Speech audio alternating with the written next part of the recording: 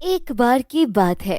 कानपुर नाम के एक गांव में गायत्री, उसका पति महेश, बेटा कार्तिक और बेटी अंजलि एक साथ हंसी खुशी रहा करते थे। कार्तिक अब जवान हो चुका था, उसकी शादी की उम्र हो चुकी थी और गायत्री एक अच्छी सी लड़की देखकर कार्तिक की बहुत धूमधाम से सोनू नाम की लड़की से शादी कर देती है। शादी के 4 दिन बाद अंजलि अपनी भाभी से कहती है, ये क्या भाभी, आपकी शादी को आज पूरे 4 दिन हो गए हैं, आपने मुझे पार्टी तक नहीं दी। ये गलत बात है। आपको अपनी इकलौती प्यारी सी नंद को अच्छे से रेस्टोरेंट में पार्टी देनी चाहिए। अरे अंजलि, ये तुम कैसी बातें कर रही हो? तुम तो मेरी इकलौती और प्यारी सी नंद हो। क्या मैं तुम्हें पार्टी नहीं दे सकती? तुम जिस रेस्टोरेंट में कहोगी मैं उसी रेस्टोरेंट में तुम्हें पार्टी देने के लिए तैयार हूँ। बताओ कब चलना है? वो सब तो ठीक है सोनू बहू, जरा जेब संभाल कर, ये ना हो कि तुझे वहाँ होटल वालों के बर्तन धोने पड़ जाएं। अम्मा जी, आप इस बात की बिल्कुल भी चिंता मत कीजिए, मेरे पास बहुत पैसे हैं और वैसे भी अंजलि कितना खा लेगी, आप परेशान मत होइए, मुझे बर्तन साफ करने नहीं पड़ेंगे। तो अंजलि, शाम को ही चलते हैं ना? माँ जी, मैं आप तीनों के लिए खाना बना दूंगी, मैं और अंजलि तो बाहर से ही खा कर आएंगे, ठीक है? गायत्री अपनी बेटी को अच्छी तरह से जानती थी कि वो कितना खाती है, इसलिए वो पहले ही सोनू को सावधान कर देती है कि अपनी भुक्कड़ नंद को जरा लिमिट में ही खिलाए। सोनू, गायत्री, महेश और कार्तिक के लिए घर पर खाना बनाकर दोनों भाभी नंद तैयार होकर एक अच्छे से रेस्टोरेंट में चली जाती है। ओह वाह अंजलि, तो ये है तुम्हारा फेवरेट रेस्टोरेंट, चलो ऑर्डर करो, तुम्हें क्या खाना है? वेटर, यहाँ और हमारा ऑर्डर ले जाओ। वेटर, बटर नान, लच्छा पराठा, सादी चपाती, शाही पनीर, मटर पनीर, बिरयानी, दाल मखनी, मिल्क शेक, लस्सी, व्हाइट रसगुल्ले, ब्लैक रसगुल्ले, रबड़ी जलेबी और हाँ, जलेबी के साथ गरम गरम दूध होना चाहिए और वो मोमोज, चिली पोटैटोज, बर्गर और ढेर सारा चीज वाला पिज्जा। बस भाभी, रात का समय है ना, इसलिए कुछ नहीं खाऊंगी, थोड़ा ही खाऊंगी। अब आप ऑर्डर कर दीजिए, आपको क्या खाना है? मैंने तो अपने लिए थोड़ा ही ऑर्डर किया है, इसलिए कि कुछ ज्यादा भूख भी नहीं है। अंजलि, ये सब कुछ तुमने अपने लिए ऑर्डर किया है और ये कम है? अच्छा समझ गई, माँ जी मुझे क्यों कह रही थी जेब संभालने को। कोई बात नहीं, कोई बात नहीं अंजलि, मुझे ज्यादा भूख नहीं लगी है, मैं थोड़ा ही खाऊंगी, जो तुमने ऑर्डर किया है ना इसी में से खा लूंगी। ये क्या कह रही हो भाभी, मैंने इतना सा तो खाना अपने लिए ऑर्डर किया है और इसमें से भी आप खा लेंगी? मैं तो भूखी ही रह जाऊंगी। नहीं नहीं, मैं अपने खाने में से आपको कुछ भी नहीं देने वाली, आपको अपने लिए अलग ही ऑर्डर करना होगा, ये तो मेरा खाना है। ठीक है बाबा, गुस्सा होने की जरूरत नहीं, तुमने जो ऑर्डर किया है इसे तुम ही खाना। वेटर भैया, मेरे लिए सिर्फ एक जूस ही लेकर आ जाना और कुछ नहीं। कुछ समय बाद अंजलि ने जो खाना अपने लिए ऑर्डर किया था वो सब कुछ आ जाता है और इसके बाद जो काजल खाती है वो इतना सारा खाना 10 मिनट के अंदर अंदर चट कर जाती है और डकार भी नहीं लेती। ये सब देखकर उसकी भाभी चौंक जाती है। अंजलि, धीरे धीरे खाओ, देखो सब तुम्हारी ही तरफ देख रहे हैं, ऐसा लग रहा है जैसे तुमने सालों से खाना ही नहीं खाया। ये सब कुछ तुम्हारा ही है, तुम ही खाओगी, कोई तुमसे छीन कर नहीं ले जा रहा। भुक्कड़ों की तरह मत खाओ। अभी तुम घर से भी आलू के पराठे और चाय पीकर आई थी, लेकिन जिस तरह से तुम खा रही हो इस तरह से तो लग रहा है जैसे तुमने सालों से कुछ खाया ही नहीं है। भाभी, ये तो मेरा थोड़ा खाना है, अभी भी भूख लग रही है, कुछ और ऑर्डर कर दूं क्या?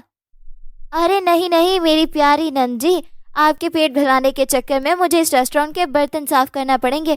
नहीं, मैं इतने ही पैसे लेकर आई थी और मेरा पर्स अब पूरा खाली हो चुका है, किसी और दिन मैं आपको पेट भर कर खिलाऊंगी। मुझे क्षमा कर दीजिए कि मैं आपको भूखी लेकर जा रही हूँ, लेकिन मेरे पास पैसे नहीं है, मेरी मजबूरी को समझो। अब मेरे पास बिल्कुल पैसे नहीं है, प्लीज कुछ भी ऑर्डर मत करना और वरना मुझे बर्तन साफ करना पड़ेंगे। क्या यार भाभी, आप तो अपनी इकलौती नंद को पेट भरकर खाना भी नहीं खिला सकती, आपके ऊपर ये पार्टी अब उधार रही, ठीक है? हाँ बाबा, अब चलो वरना तुम्हारा किसी और चीज को देखकर दिल ललचा जाएगा, चलो जल्दी चलते हैं घर। सोनू किसी तरह घर आकर चैन की सांस लेती है। अपनी बहू को देखकर गायत्री समझ जाती है कि उसकी बेटी ने उसके साथ क्या किया होगा, तभी वो सिर हिलाते मजे लेते हुए कहती है, अरे सोनू बहू, लगता है तुम्हारा पर्स बिल्कुल खाली हो चुका है, बर्तन तो धोने नहीं पड़े। देखो सोनू बहू, मैंने तुम्हें पहले ही सावधान किया था। सोनू बहू, अगर तुम्हारी थकन उतर चुकी है तो मेरे लिए अदरक वाली चाय बना कर ले आओ, भाभी अब आप किचन में जा रही हो तो चाय के साथ आलू की पकौड़ियाँ भी हो जाती तो अच्छा रहता। आप तो जानती हो कि मैंने वहाँ पर कितना कम खाया है, आपके पैसे भी खत्म हो गए थे। आप इतने कम पैसे क्यों लेकर गई थी भाभी? आपकी वजह से मुझे भूखा ही आना पड़ा। और हाँ, जब आलू की पकौड़ियाँ बनाओगी तो ब्रेड के पकौड़े भी बना देना। सोच रही हूँ हल्का फुल्का खाकर सो जाती हूँ। बाप रे बाप, इतना सब कुछ वहाँ पर खाकर आई और अब आलू की पकौड़ियाँ ब्रेड के पकौड़े खाकर सोगी, और वो भी इनके लिए हल्का फुल्का है। मेरी भुक्कड़ नंद की शादी जल्द से जल्द होनी चाहिए, वरना मैं तो अपनी भुक्कड़ नंद को खिला खिला कर आधी हो जाऊंगी। कितना खाती है फिर भी कम लगता है, खा खा कर मरना है क्या? सोनू अपनी भुक्कड़ नंद से परेशान हो चुकी थी। वो जितना कुछ भी बनाती थी सब कुछ कम पड़ जाता था, क्योंकि सब तो अंजलि ही खा लिया करती थी और अंजलि अपनी भाभी की सहायता भी नहीं करती थी। इतना ज्यादा खा खा कर अंजलि का वजन बढ़ता जा रहा था। ऐसे एक दिन अंजलि और सोनू मार्केट से घर आ रही थी, तभी पड़ोस की कुछ लड़कियां अंजलि को देखकर हंसने लगती हैं। अरे मोटी, अपना ये मोटा शरीर तो कहाँ लेकर जाएगी? तू तो बेड पर आती भी नहीं होगी, खा खा कर कितनी मोटी हो रही है। अरे एक बार खुद को आईने में तो देख। मोटी भैंस अदरक की तरह कहीं से भी फैल रही है। मोटी भैंस, तेरी उम्र की सभी लड़कियों की शादी हो चुकी है, लेकिन अभी तक तेरी नहीं हुई। खाना छोड़ दे और थोड़ी बहुत एक्सरसाइज कर और खुद को मेंटेन कर। मोटी, देख खुद को। तुम्हें मेरे खाने से क्या प्रॉब्लम है? तुम्हारे बाप का नहीं खाती, अपने बाप का खाती हो, और मुझे नहीं करनी शादी वादी। आई बात समझ में? मुझे खाने से प्यार है और वही मुझे सबसे अच्छा लगता है। तुम्हारी तरह सूकर कांटा नहीं होना। घर में खाने को कुछ मिलता नहीं और फिर कहती है डाइट कर रहे हैं, गरीब कहीं की। अंजलि सभी लड़कियों को मुंह तोड़ जवाब देकर घर आ जाती है। घर आ जाने के बाद सोनू अपनी भुक्कड़ नंद से कहती है, अंजलि, वो लड़कियां जिस तरह से तुमसे कह रही थी, उनके कहने का तरीका गलत था, लेकिन वो कुछ गलत नहीं कह रही थी। अपना शरीर देखो, बहुत ज्यादा वजन बढ़ चुका है। अगर तुम ऐसे ही खाती रहोगी तो पता नहीं तुम्हारे साथ क्या हो जाए। और देखो, शादी भी तो तुम्हें करनी ही है, आज नहीं तो कल। लड़की का असल घर उसका ससुराल ही होता है। देखो, मैं तुम्हारी भाभी हूँ और तुम्हारा भला चाहती हूँ। खाने पर थोड़ा कंट्रोल करो, थोड़ी बहुत एक्सरसाइज करो, ग्रीन टी पियो। देखो, थोड़ा अपने ऊपर ध्यान दो, बहुत ज्यादा वजन बढ़ रहा है। भाभी, मुझे साफ साफ नजर आ रहा है आपको खाना बनाना पड़ता है ना, इसलिए आप ऐसा कह रही हैं। ठीक है, आपको मेरे लिए खाना बनाने की कोई जरूरत नहीं। मैं आपके ऊपर बोझ नहीं हूँ। मेरे माता पिता अभी जिंदा है और मैं बाहर से भी मंगवा कर खा सकती हूँ। ये घर मेरा है, आई बात समझ में? और ये घर मेरा ही है। सोनू समझ जाती है कि वो अपनी भुक्कड़ नंद को चाहे जितना भी समझा ले, लेकिन वो अपनी भूख के ऊपर और खाने के ऊपर कंट्रोल नहीं कर सकती। घर का वातावरण खराब ना हो, इसलिए सोनू अपनी भुक्कड़ नंद से कुछ भी नहीं कहती। वो चाहे जितना खाए, जैसे रहे, उसकी मर्जी। ऐसे ही समय बीत रहा था जब एक दिन कार्तिक घर पर अपने कुछ दोस्तों को बुलाता है और सोनू उन सभी के लिए बिरयानी बनाती है। ये बिरयानी की खुशबू कहाँ से आ रही है? लगता है आज सोनू भाभी ने बिरयानी बनाई है। क्या खुशबू आ रही है? कितना ज्यादा स्वादिष्ट खाना बनाती है भाभी। किचन में जाकर देखती हूँ। अरे सोनू भाभी, आपने बिरयानी बनाई है? आपकी बिरयानी की खुशबू मेरे रूम तक जा रही है। कोई खास बात है क्या? कोई मेहमान आ रहा है? हाँ अंजलि, तुम्हारे भैया के ऑफिस के कुछ दोस्त आ रहे हैं और उन्हें बिरयानी खानी है। अभी तुम्हारे भैया का फोन आया है, बोल रहे हैं कि बस आधे घंटे में पहुंच जाएंगे। बिरयानी तो लगभग तैयार है, रायता और सैलड बना देती हूँ। अरे ये क्या, घर में ना दही है और ना ही खीरे। अंजलि, क्या तुम मार्केट से दही और खीरे लेकर आ जाओगी? नहीं नहीं भाभी, मैं मार्केट में नहीं जा सकती क्योंकि मुझे पढ़ाई करनी है। अब आप जाकर खुद ही ले आइए। अंजलि देखो, ये बिरयानी मैंने तुम्हारे भैया के दोस्तों के लिए बनाई है, तो प्लीज इसे खाना मत। मैं मार्केट जा रही हूँ, तुम्हें तो मैंने खाना बनाकर खिला दिया था ना। भाभी, अब तो आप मुझे ज्यादा ही भूख कर समझती है। मैंने इतना सब कुछ खा लिया है, मुझे बिल्कुल भूख नहीं है। मैं तो आपकी बिरयानी की खुशबू सुनकर यहाँ पर आई थी, वरना मुझे कोई भूख नहीं है। आप निश्चिंत होकर जाइए, मैं तो अपने रूम में पढ़ाई करने जा रही हूँ। बिरयानी की तरफ देखोगी भी नहीं। सोनू को अपनी भुक्कड़ नंद के ऊपर भरोसा तो होता नहीं है, लेकिन वो क्या कर सकती थी, उसे भरोसा करना पड़ता है और वो मार्केट से दही और खीरे लेने चली जाती है। बस फिर क्या था, अंजलि को भरा पतीला मिल जाता है और वो पूरा पतीला उठाकर अपने रूम में खाने ले जाती है।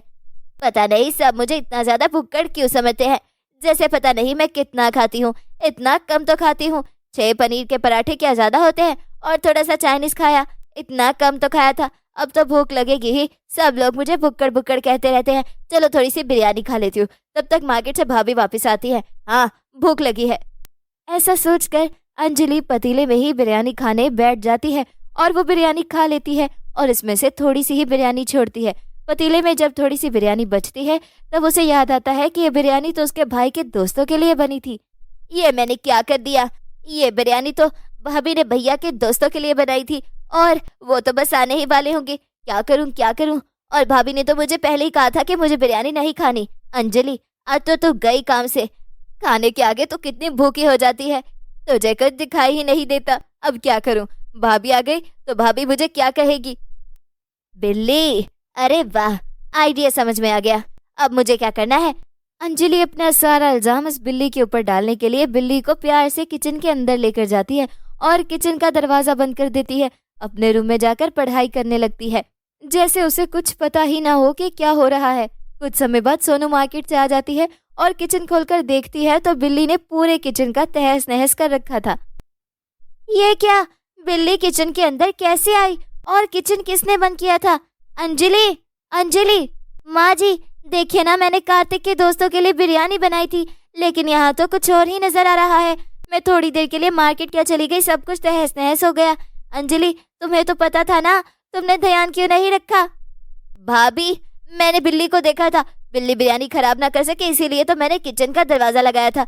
बिल्ली का बंद रह गई, पता ही नहीं चला। और मैंने आपको बताया था ना कि मैं पढ़ाई कर रही हूँ, इसलिए तो बस मैं पढ़ाई ही कर रही थी, मुझे कुछ नहीं पता। और अब आपको दोबारा से मेहनत करनी पड़ेगी। बेचारी सोनू जल्दी जल्दी से पूरे किचन को समेटती है और वो जल्दी से जो तैयार कर सकती थी वो तैयार करती है। वो जल्दी से दाल चावल और रायता बनाकर ले जाती है। ये सब देखकर कार्तिक के दोस्त उसके ऊपर बहुत ज्यादा गुस्सा करते हैं। कार्तिक के सभी दोस्त बिना खाना खाए उसकी इंसल्ट करके वहां से चले जाते हैं और कार्तिक सोनू के ऊपर बहुत चिल्लाता है और उसके ऊपर हाथ उठाने ही वाला होता है। तभी अंजलि अपने भैया का हाथ पकड़ लेती है और उनसे कहती है, नहीं भैया, आप भाभी को कुछ नहीं कहोगे, भाभी को नहीं मारोगे, गलती मेरी है और मेरी गलती की सजा भाभी को नहीं मिलनी चाहिए। अंजलि, तुम्हारी इसमें कोई गलती नहीं है। हाँ, मैं जानती हूँ कि तुम ज्यादा खाती हो, लेकिन आज तो तुम्हारी कोई गलती नहीं है। तुमने बिरयानी नहीं खाई, ये सब कुछ तो बिल्ली ने ही किया है ना। सॉरी भाभी, मैंने झूठ बोला था और बिल्ली को भी मैंने ही जानबूझकर किचन में बंद किया था। वो सारी बिरयानी मैंने ही खाई थी। भैया, इसमें भाभी की कोई गलती नहीं है। भाभी, मुझे माफ कर दीजिए, मैं अपने साथ कितना गलत कर रही हूँ और मेरी वजह से आज भैया की कितनी ज्यादा इंसल्ट हुई है। मैंने खा खा कर अपना सारा शरीर खराब कर लिया, मुझे चलने फिरने में कितनी ज्यादा दिक्कत होती है, आपकी किसी काम में मदद भी नहीं कर सकती। भाभी, आप मुझे कितना समझाती थी लेकिन मैं ही नहीं समझी, मुझे माफ कर दो। मेरी भूख की वजह से आज ये सब कुछ हो गया। अंजलि, अगर तुम चाहो तो तुम खाने पर कंट्रोल कर सकती हो, बस तुम्हें हिम्मत करनी होगी। थोड़ी मुश्किल है लेकिन तुम कर सकती हो और इसमें मैं तुम्हारी मदद करूंगी। लेकिन ये सब तभी मुमकिन हो सकता है जब तुम कोशिश करोगी, मेहनत करोगी और पक्का इरादा कर लोगी। भाभी, आज से आपकी भूख का नंद बिल्कुल भी ज्यादा नहीं खाएगी, जैसा आप हेल्दी खाना खाने के लिए देंगी वैसा ही खाऊंगी। पूरा परिवार अंजलि के इस फैसले से बहुत खुश होता है और कार्तिक का गुस्सा भी शांत हो जाता है कि उसकी भुक्कड़ बहन सही ट्रैक पर आ गई है और अब अंजलि एक्सरसाइज भी करती है और हेल्दी खाना खाती है। अंजलि की मेहनत रंग लेकर आ रही थी और अंजलि पहले की तरह फिट और सुंदर हो जाती है। अंजलि खुद को आईने में देखकर बहुत खुश होती है और अपनी भाभी को धन्यवाद कहती है।